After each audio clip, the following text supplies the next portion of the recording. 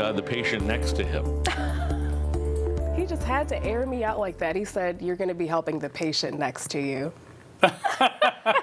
Jeez, thanks, Matt. All right, it is time for our weekly Health Watch, where we cover the trending topics in the medical world. And we are once again joined by our friend, Dr. Syed Hussain of Trinity Health of New England. Good morning. Morning. So excited to have you back here. So our first topic, we are talking about a new therapy that the FDA has approved to help prevent RSV in infants. And I know this is something that a lot of parents were concerned about, or have been concerned about rather in recent years. Yeah, absolutely. And the concern is justified, because if you look at the statistics, Symphony, we have anywhere from 58,000 to 80,000 infants under the age of 5 that are hospitalized annually when the RSV season starts. The RSV season begins in late fall and lasts till spring. And RSV is the leading cause of pneumonia and death in infants under the age of 5. So it is an important issue. And the good news here is that Influenza is the new monoclonal antibody that's been approved.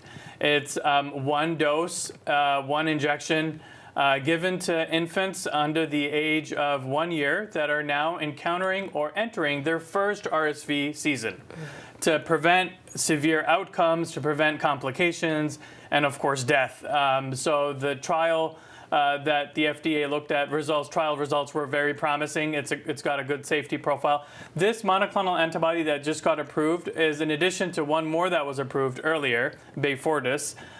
So just so folks can understand, because there's been a lot of developments in the RSV world, if you're an infant, there are two ways you can get protection. One is mother gets a vaccine, and then there's passive immunization passed on to the baby, passive antibodies that are passed on to the baby that can confer protection, or you get a monoclonal antibody that will give protection for the newborn.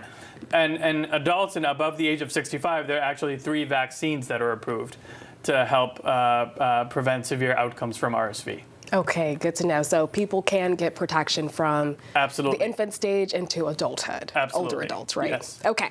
Already up next, we are seeing there's a study that shows appendix cancer is on the rise in some younger folks. Can you tell us more about that? Yeah, this is also very concerning.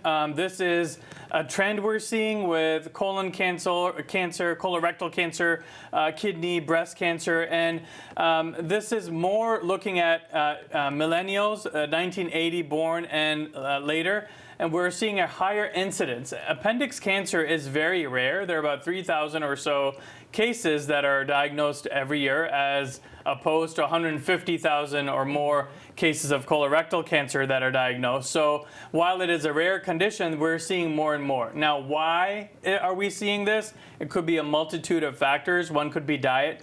We do see more ultra-processed foods, sugar-containing beverages, for instance, sweeteners that are being used more now, along with environmental factors all coming together, because there's something common here compared to those people that were born before the 1980s. So more research is needed, but awareness is also important as we look at why the why behind why we're seeing so much cancer in younger folks. Now, what are some signs that folks can look out for? Great question. So it's pretty vague. Okay.